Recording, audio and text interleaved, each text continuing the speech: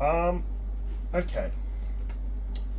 I thought I'd do a quick video because I'm not sure everyone quite grasps what exactly I do and what exactly is going on. Because I haven't really been very vocal about it, but I've had a very interesting past few days. Because it has been very hectic. So I'm going to give you a bit of a behind the scenes look today, just to sort of give you an idea of what's been going on, and basically what I've been up to. The events of the last few days, they've been something else. Well, this is not like it's going to be a very depressing video. Sorry if it sort of seemed that way. It's not like something bad happened. In fact, it's quite the opposite. But it's kind of bizarre because this has never really happened to me before, and my luck, well, put it this way, I think I used all of it up, because what I've been able to get in the last few days is downright fucking astonishing, to be honest. I'll set the scene. This all started back, I think, 14th of November. There was a lot that I found locally, weirdly at a garden store, that had a few interesting characters, but, you know, not tons. It was a Tomy lot, though, which is actually rather unusual for around these parts. There are a few notable items from this lot, though, which were, well, put it this way, very nice to see. The most notable of which were these two, Flora and Murdoch. Now, the Murdoch was not actually this complete. When I bought it, well, when I received it, the Murdoch was actually rather destroyed. It wasn't unfortunate, of course. I had the rest of the parts, but it was missing the entire chassis component. So the chassis and the motor were just gone. It was just the top half. So I went, okay, that's fine. Because I had the other part. Weirdly, I think a long time ago I basically said to someone, if you want the battery cover for Murdoch, you can have it. And I regret that because I was never able to get another battery cover. But with this lot, I was able to finally get that finalized. Now, this slot in of itself, you know, it's unusual for this area. That's right, it also had one other character, which was just a good old-fashioned Henry, which was nice, decent nick too. See, the lot was a bit of a mixed bag, though. Of course, you had some really quite nice characters in pretty decent condition, like this Henry. He's pretty good, battery cover and everything. Very mild sticker damage, but you know, that's nothing really. You'd also had some real shockers. I mean, I think I've already pulled them apart for scrap, but you had a really destroyed Gordon, you had a really destroyed Edward, which was unfortunate, but that's pretty typical with the Australian climate. So this lot in itself was pretty good, and you know, I was feeling happy about myself. And then I looked on Facebook again, which brings us to Hervey Bay. The Hervey Bay lot was interesting. I didn't actually go pick it up, I was too busy, but shipping was pretty affordable, so I took that option. Me and Ryan basically went halves on a lot. I won't show you his half, but these were two of the characters I ended up picking up. The lot ended up coming up to about $320 for everything, and there was a lot there. They're all a bit worn. These are, I believe, a 96 Edward, and I think 96 Troubles Chop. I think that's a 95 Edward. Both cloud label, which is pretty cool to see. These don't show up much in Australia. It's very hard to find earlier Thomas stuff. In fact, there were a couple of Australian boxed items too. Mostly the ones that Ryan ended up getting. Either way, I was feeling pretty good, you know. We're currently 2 for 2 in terms of good lots. But things only seem to get crazier from there. Now I figured I'd quickly show you where we're at by this point before I continue talking about the next lot. This was the first lot. And as you can see, it had some interesting things in it. There's the Murdoch, there's the Flora that I mentioned, and the Henry. you know. But the Gordon, for instance, was pretty destroyed. There was an Edward in there, pretty destroyed. Some patches were cool. Overall, it was okay. And you know, for $50, which is how much that lot cost, it was very reasonable. They all needed a significant amount of work to get going, but it was good value for money. This was the second lot. This was the Harvey Bay lot, which was $320. As you can see again, pretty good value for money. You got a lot of nice characters. The condition is mixed, of course. The Thomas and the Peter Sam were a bit worn. Also, that Harold sitting over there was part of that lot too. I've got like 2 good condition Harolds from Erdl, but no one wants them, so it's fine. So that was lot number 2. Okay. Now, by this point, you'd be going, okay, you've got 2 good lots. You can settle down now. Okay, well, we'll go for lot number 3. This was not a local lot, but it was cheap. It's a parts lot with a Bert, a Diesel, a Flora again. Flora's actually pretty hard to find, and there's another one, Charlie. I've gotten like fucking... By the way, I went from having like 1 Charlie to having 4 of the bastards. I think even 5. There's another one sitting in this box, which I haven't even talked about yet. Jesus fucking Christ, is all I have to say.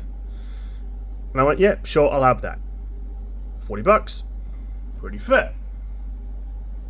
Okay then. Which brings us on to lot number 4. Lot number 4 took what was in lot number 3 and went, okay, I can do better than that. Because this was some of it.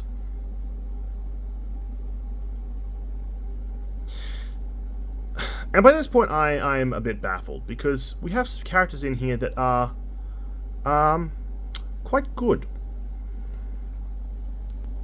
Here are some of the highlights. This is annoying. In fact, there's a Gordon in there. I think it might have been 2 express coaches. I don't know. These are some of the highlights. You got a Boko in actually pretty decent nick. He was one of the best items in the lot. You have Arthur, again, pretty good condition. Bill, which is what... I actually filmed a video with Bill today. Didn't end up posting it. Sorry, it just didn't turn out well. But a pretty decent nick too. Like a bit worn on the cab, but he has the original... he's still complete at the back, which is actually hard to find one that's not cracked here. And then Tomy trains. I love working on these things.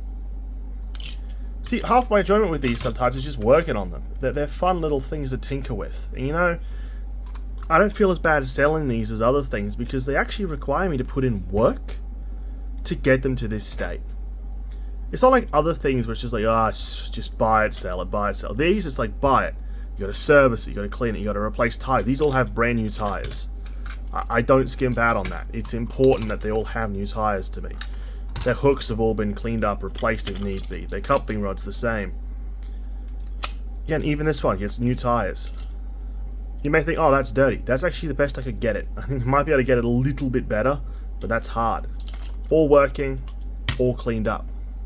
And you know, these were part of this slot as well. I want to make that clear. There's, I mean, we can have a look. There's a Dodge. In fact, I think I have 2 Dodges at the moment to repair. Duck, I think, was a Trackmaster duck, actually. Needs work still. It's in a box.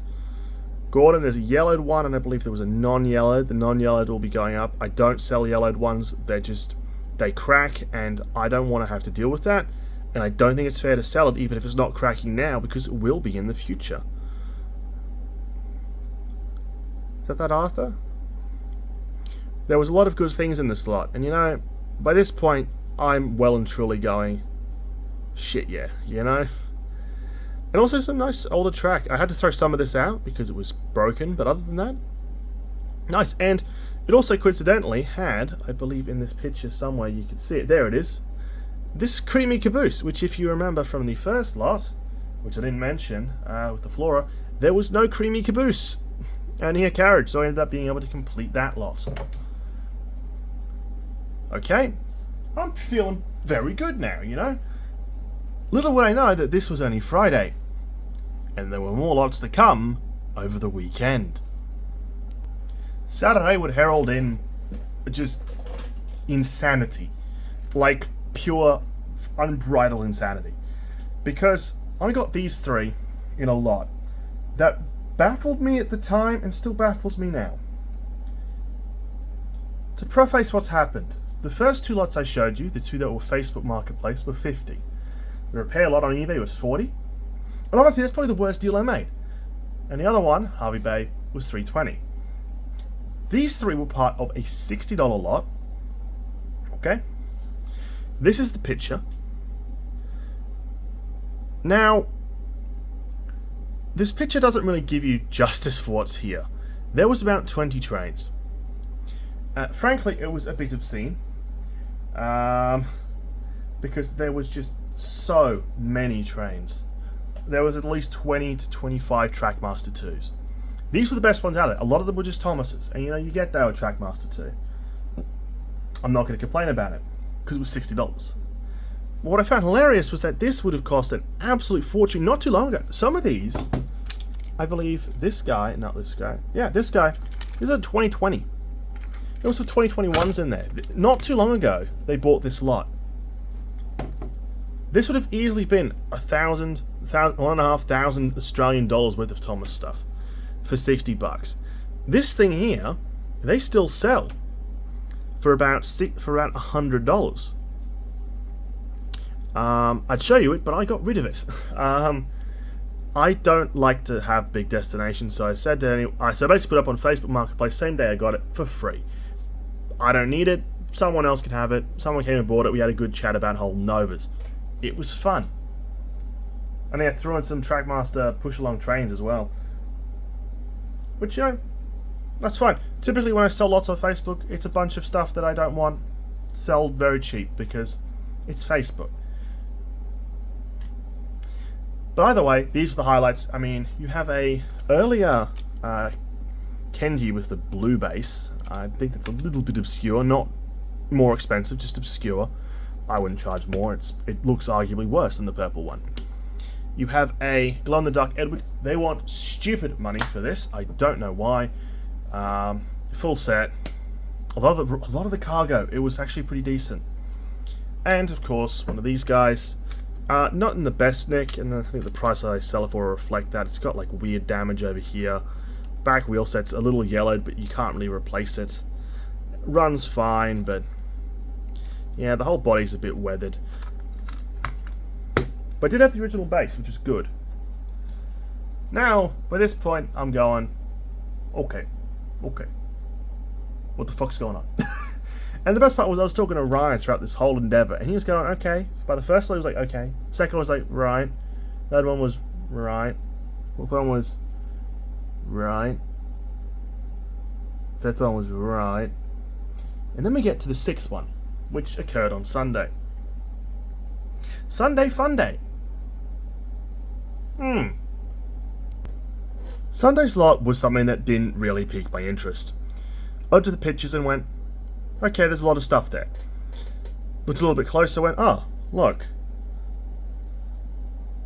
That would be a match. The trains were okay. Like, there was a bash. That's cool. There's some character cards. That's interesting. But I went, if I don't get it, I don't get it. Went to pick it up. Picked it up. Got home on a call with Ryan. Starting to go through the box. Going, okay, and some interesting stuff here. And then I see the match and go, okay, that's cool, there's a match. No, there's 2 matches. And then I realized there was something else in the box. And I went, oh. Okay. That's cool. Yeah, it's a Trackmaster Caroline. Now, the only one of these for sale in Australia is $300. No, it's not worth that much. Ones in America are about $200. Maybe with the cargo. I'm still not hesitant. I've got this one up for $150 right now. And even then, I still think that's a bit high. Caroline's not actually that great.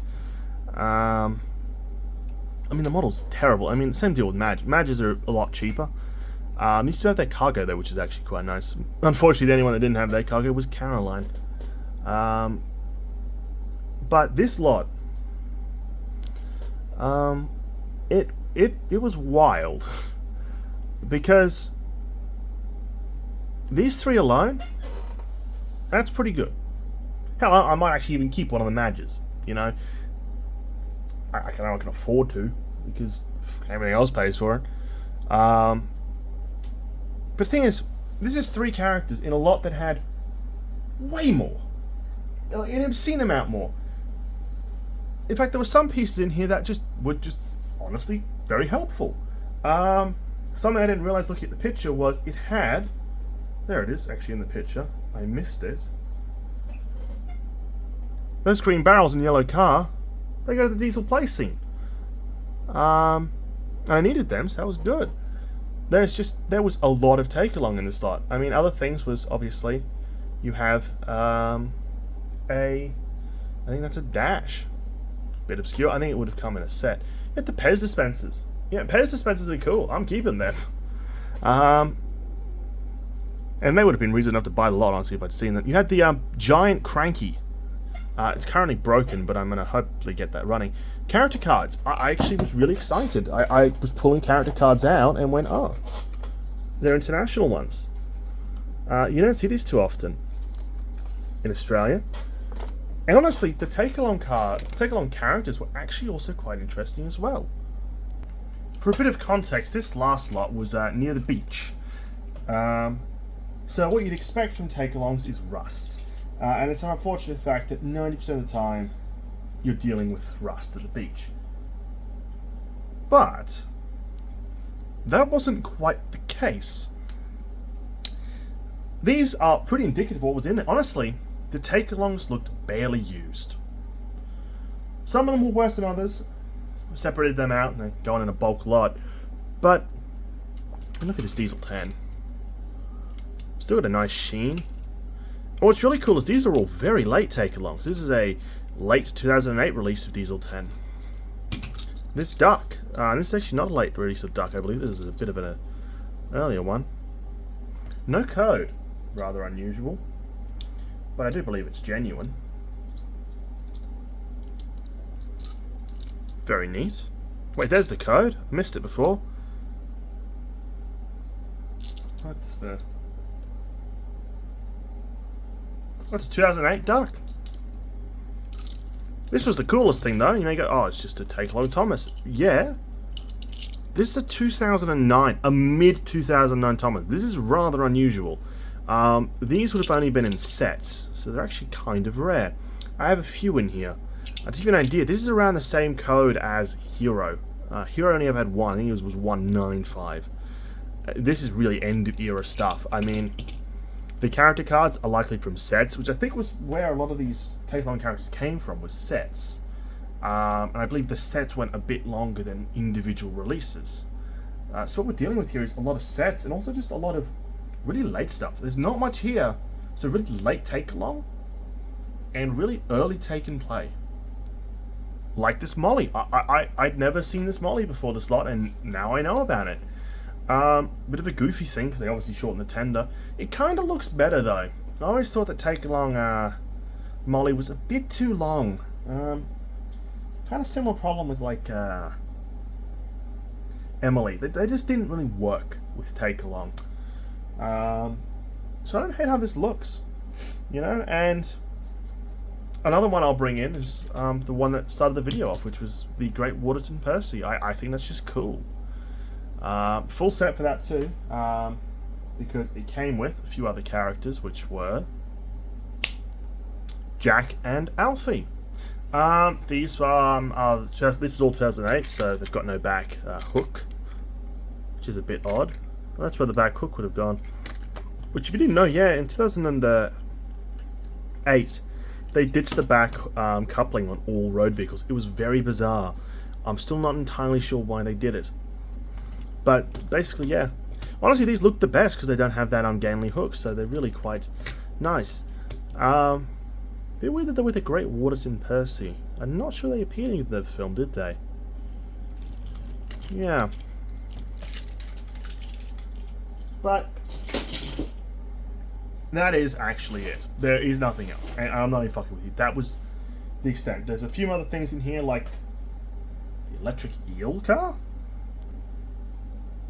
I'm gonna be real with you. I can't remember what this is. This one Salty in the Ocean cars? Oh, it is too. Okay, there was the salty in there, so that's actually kind of neat. It's also just weird. Why the fuck? This implies a lot of things that I'm not sure I feel comfortable with. Is this full of electric eels? You're storing them in a tanker. Really? Like, is there water in there? Are they just, like, packed in? I'm a bit confused. Also, electric eels in a metal tanker. There was also this big boy. Lord have mercy. Yeah, it's missing a piece, but other than that, it's actually pretty well complete. There was a bit of Mega Block stuff. There was a bit of Check Out Thomas stuff. There were a few wind-ups. Honestly, the lot was just very random. There's actually some other mildly interesting thing, which was pullback hit toys things. These were marketed as Rev and Go engines. They're a little bit obscure. They didn't last them very long. There's a bit to the range. I think I have most of it now. Basically, what they are is just pull back, and they go forward. I mean, they're pretty straightforward. Weird hit toys thing, though. You don't really expect to see the branding on these, but yeah, it has it. It's quite odd, actually. But ultimately, I cannot touch on everything that was in these lots, because it would take hours. To give you an idea of how monumentally screwed I am in terms of repairs, for instance, was 95% of the stuff needs repairs in some capacity. The only thing that could have been sold pretty much as is maybe the Madges, but I kind of want to do them up a little bit. To give you an idea, this is one of the repair boxes. Now, it may not look too stacked on this side, but you turn it around and you go, yeah, that is all Thomas and Percy's. Now, I repair Thomas and Percy's. Percy's because they're actually worth a little bit. Thomas's just because I believe in keeping as many in circulation, otherwise the value will increase to a nearly disastrous degree, I think. It already sort of is going that way. And if you could keep more in the population pool, it should keep the costs relatively down. Which I think it should, because the fact is, these things are a dime a dozen. It's just they're always destroyed. And the thing is, instead of fixing them, a lot of people, in fact I was guilty of this in the past, just took them out of circulation. As such, the value increased. Now I sort of got more the mentality of put them back in circulation, put them with Annie and Clarabelle, $20, done. Someone sends me an offer, it's fine. But this is one of the boxes. This is just to give you an idea. I mean, there's some destroyed ones. I need to go through this box. But like most of them are Thomas's, most of them are Percy's. There's another Charlie. I don't want to list up another Charlie. I've already got 3 or 4 on my store. It's just... The thing is, Charlie is actually a relatively hard to find character in Australia, in Trackmaster. I think I'm the only guy selling him in not a Trackmaster 2 release. But it's not like people really want him in Trackmaster 2, even though I think, honestly, Charlie is actually a decent model. And I'm not just saying that to drum up sales. Honestly, he is one of my favourite Trackmaster models. He's just such a small form factor, and he's really just clever. Also, it just looks good. He looks a lot better than the Trackmaster 2 version. Comes down to the separation. But yeah, I mean, there's Toby's. Toby's value in Australia is stupid. I mean, I don't understand. I got a set listed up for $35 at the moment with a slightly earlier Toby, and even then I think that's basically it, and people are charging more $50, $60, and it's like, well, I'm not going to stop you from charging that, I physically can't, but they still make him for fuck's sake. And $35 really is it, and that's only because it's a slightly period one, and it is a full set. Still, they do still make him. By the way, this box is full. I mean, it is full. And this is only one of the boxes. I mean, jump cut to one of the 2 tender engine boxes. The amount of Jameses in here. Like, just... James. Put it this way. There you go. They're all Jameses. I'm seriously going to have to think about price dropping James, because there are so many in circulation. You've got to remember, there are some characters that are really common because they were made for so long and in so many sets. James is a good example. He was sold with Caroline in a set. he was sold in the Big Thomas set, which was extremely popular in Australia. There were so many in circulation because he was so easily accessible. But there's also so many taken out because he was so easily accessible. Most of these are broken. Maybe one or two are working right now. Same, basically the exact same deal with the Talking Thomases. Again, they made a lot. A very popular set in Australia. You see him all the time. He is always destroyed. And that's just the way it goes. I mean, of these two, I think I might be able to salvage one. But that's still one more back in circulation. I think I'll end this video with a bit of a philosophy. Well, basically what I do and why I do what I do. I am a Thomas and Friends seller. I'm not going to use the term reseller because what I'm doing isn't quite that. I'm not going to go through the semantics route of explanation. I don't believe in doing that. Rather, it's more just a case of what I'm doing is I do buy Thomas and I do sell Thomas. Personally, at this stage in my selling, I do prefer to sell Trackmaster and Tomy products more than anything else. Partly because they make me feel a little bit better, because I feel like I put effort in and that effort is translated. Your wooden railways, your take-alongs, your Erdls, they're all well and good. But they are very low effort. And honestly, if I was to recommend any brand for someone, if they really wanted to resell Thomas, which I don't, resell/sell, depending on where you want to look at it, I would not recommend them.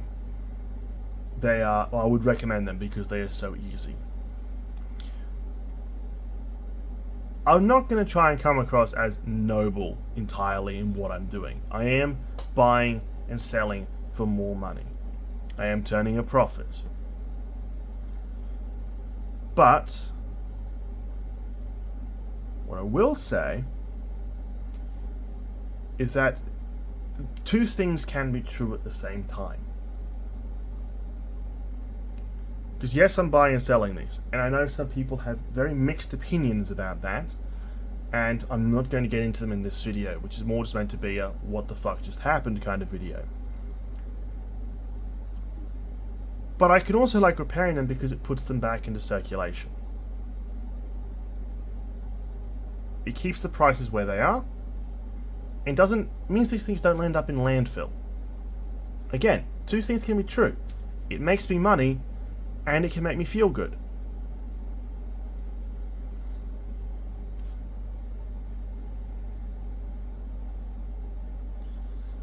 That and where I'm buying these from, which is my local area, doesn't really have any Thomas collectors, at least that I'm aware of. And, I mean, you saw the caliber of the lots. A lot of them do need work. It's not like I'm getting a free trip here. These Tomys, the Tomys especially, the further back you go, the harder it gets to repair. And parts become scarcer, and it just turns into a massive kerfuffle. But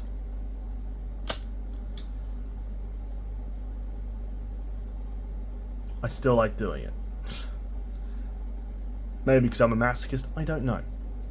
There was a lot in these lots, and I don't expect you all to sort of know exactly what I bought. I still am trying to grasp that in my head as well. There was a lot of track. There's so much stuff I didn't show. All I'm really going to say is that I have been extremely lucky over the last week, maybe a little bit longer if you want to throw in that first lot, with what I've got. And I doubt I'll get lucky again. As always, if you want any of these things, they are up for sale on eBay. Some of them are, some of them aren't. Again, I do keep some things. Like the cards, I tend to keep them. Because it's what I do. I love collecting cards. I go keep some of the weird stuff, like the Pez dispensers are very nostalgic from Leo Kim. But typically the rest sort of, I filter through. And I lot up, sell. You know? That's just the way it goes, ain't it? Either way, thank you all for watching.